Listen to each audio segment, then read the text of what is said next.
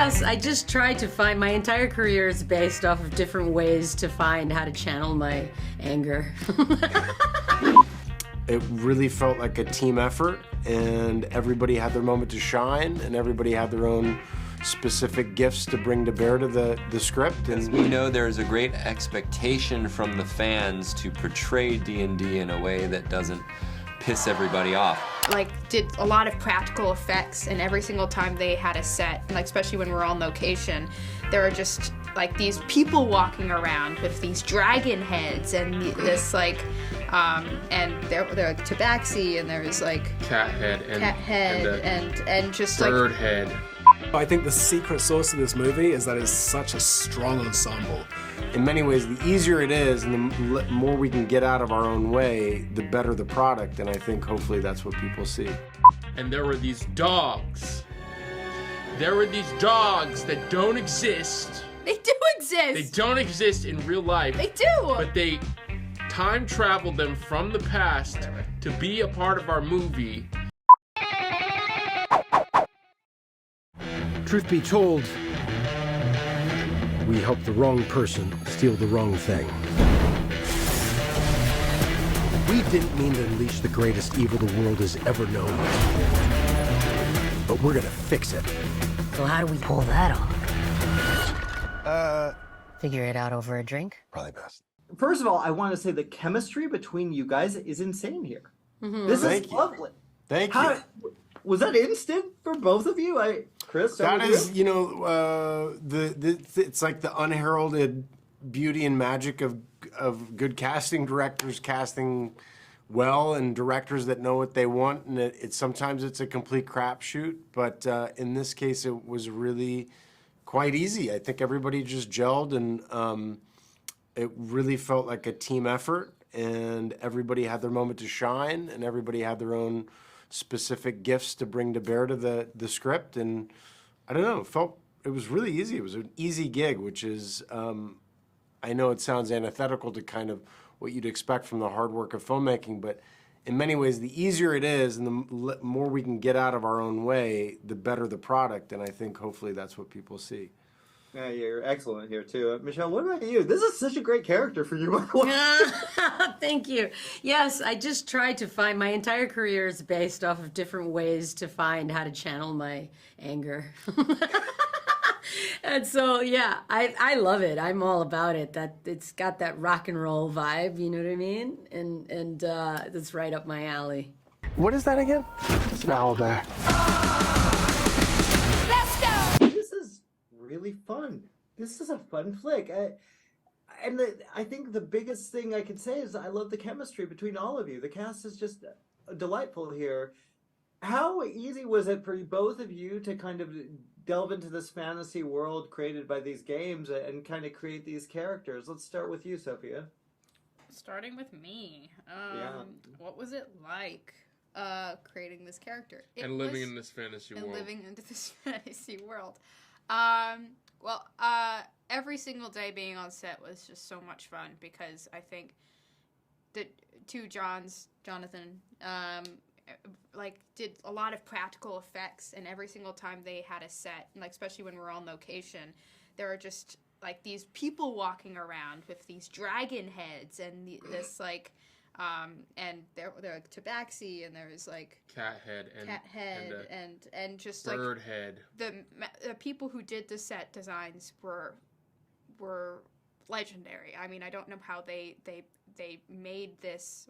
It made me feel like I was into this world, and I loved being on set for every second. So it made me getting to my character really easily because it was, you know, you're in the world. Yeah.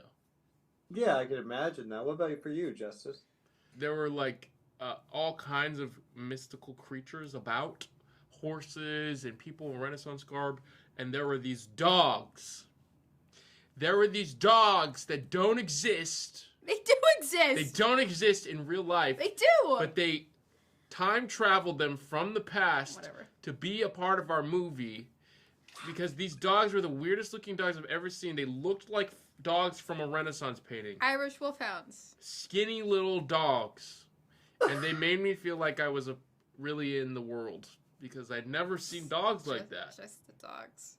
Wait, were they friendly or like They what were were fine, they like? yeah. They were nice dogs. Sweet dogs. They were very on sweet. 2 leashes. There was 2 dogs. They were like twins, and they were on leashes. And a Renaissance lady walked them. Yeah, they were used a lot in a lot of fantasy films, apparently. Oh, Oh, right. wow. Or period films. I Yeah, know. yeah. That's interesting. Sophia, you both have come from very big, very, very big franchises. Dealing with it, what was the, and I do have to give you praise. I don't know if I talked to you for Uncle Frank. What a lovely performance you gave in that. by Thank the you. way. That was cool. What drove you to this, and how did you both get involved? Well, I played Dungeons and Dragons before, and I always thought like, oh, they should make this into a movie. Apparently, they did, and I didn't watch those. But I read this script, and I loved it. I thought it was very Monty Python type of humor, and I thought it was very unique. And I really wanted to be a part of it. So here I am. That's cool. Why did I want to be a part of this? Yeah. I wanted to do magic, and I wanted to do an accent. Those are the 2 things. And the script was really funny. Well, green grass, fresh cut grass. Fresh there cut we grass go. smell. Smell. Yeah. Hey guys, it was a pleasure talking again. Good seeing you again. It was good Good seeing seeing you. you. What is it exactly that you bring to this? I'm a planner. I make plans. You've already made the plan, so If the existing plan fails, I make a new plan. you make plans that fail. No, He also plays the lute. not relevant. Well, it's such an unusual way to do a film like this. Usually the sword and sandal, the big epic, battles, dragons, is so serious, but this is so tongue-in-cheek and so Sophia said Monty Python-esque. There is that vibe to it, doesn't it? It does have a Monty. I mean, for me, it's like Princess Bride and a bit of Willow and a bit of Goonies and with the effects of like Game of Thrones, but I think the humor and the tone is really important. This isn't like a meta tone. It's not sarcastic. It's not jaded. It's not cynical. It's not over itself. It's not kind of trying to distance ourselves from the source material. I think all the humor is really contextual, and it's not making fun of ourselves so much as I think hopefully the greatest compliment I feel like we've gotten on the film is that the film distills what it's like to play a game, that it's wild and crazy and a little bit nonsensical, but a whole shit ton of fun. And I think that, that to me, that makes my heart sing, that people feel like, the true gamers feel like they've entered the spirit of playing the role, the game. Well, that's true. I think a lot of my friends who play are like, I really just want a good movie. That's all we want. Yeah, that's so sweet. That's true, man. Like as a fan, like on that side of things, not even being an actress, like that's my first go-to when reading the script is like, please, don't mess this up. It's got so many hearts and minds that enjoy the game for so many years. And you don't want to let them down. And I think that John and Jonathan, right, like that they were really passionate about giving it love and like having it be sincere. So I think they did a wonderful job, and I'm so glad that the audience thinks so too so far. We're super stoked. Yeah. Be warned. There is evil here. I'm glad he's on our side. First of all, I want to say I saw the movie last night. You are charming as hell in this, man. Thank you. Thank you. That's a great way to start a conversation. You're charming as hell in the thing that I saw you. I'll take that all day long. I will give all credit to both the directors, John Daley and John Goldstein, because they wrote a very charming character who I had the pleasure of trying to deliver to you as an audience. But also, I think the secret sauce of this movie is that it's such a strong ensemble that most of what Zenk brings to this, my character Zenk Yendar, I think he's funny and charming because of how Chris Pine plays off of him, because of how Sophia Lillis plays off of him, because of the looks that you get from Michelle Rodriguez when he's on screen. Everything that I set up is half of a joke, and then you have the joy of the rest of this cast just knocking it out when they finish it, Yeah, it's weird to see a movie like this that the humor is so intact. Sophia, I talked to her, almost Monty Python-esque. I think Sophia's responsible for unlocking Zenk as a character in this movie. There's a moment. Have you seen the film? Yes. There's Yeah. a moment quite early on in Zank's story with the Dragonborn, and he's talking to this Dragonborn, and things are a little bit weird, and you're like, who is this guy? We're still introducing him. And I clear frame, and Sophia just gives the most perfect close-up look of what in hell's name just happened there, and just unlocks the first laugh for the audience in that moment. And I think that that's the secret sauce of this, is that it only works when everyone's firing. It only works when all of the parts of this film are kind of playing their part and bringing something unexpected. And that's kind of the spirit of the game of Dungeons & Dragons we play as a cast, but also the game in general. And I think that's what we're translating. It's like, yes, there's dragons and armor and swords and fights, but the actual heart of the movie, like what Dungeons & Dragons is when you make a movie, is the unexpected, imaginative things that you and your friends do when you're messing around. You know? And that's what we want to put across. The Red Wizards created an army of the undead. Sounds lovely. Quite the opposite. I know, I was being ironic. I find irony is a blade that cuts he who wields it most especially. You're not a lot of fun, are you? I mean, were you a gamer? Were you a D&D guy? No, so I wasn't a D&D gamer. I was worse than that. I watched D&D games. So I've seen like the Penny Arcades campaign, the Acquisitions Incorporated campaign for a while. I played like Japanese role-playing games growing up. So I played like Final Fantasy, Chrono Trigger, Breath of Fire. So I played in this area and then was able to kind of slot quite quickly into the world. But also, it's a natural place for actors. It's just an improv game. It's just what's the wildest thing you can imagine, and then you share that with these incredibly sharp and unpredictable kind of chaos magic wielders that are the rest of this cast. Like, if you throw something out at Hugh Grant, he's going to throw something back at you, and it will not be what you expected, but it will be glorious and the most charming thing you've ever heard.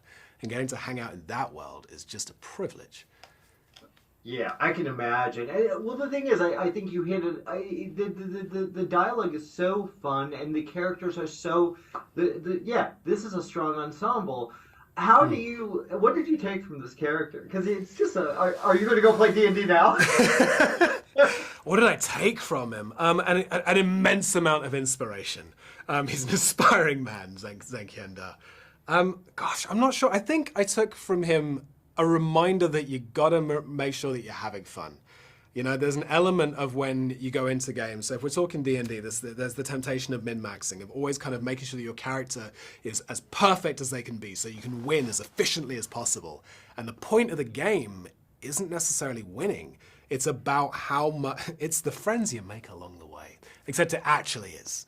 You know what I mean? It's about those improvisational moments when everything's gone wrong and then someone pulls it out with that Hail Mary pass at the last second. That's where the fun is. It's not just in winning too easily, you know? On your knees. Okay, chop it off. Chop it off. Let's do it.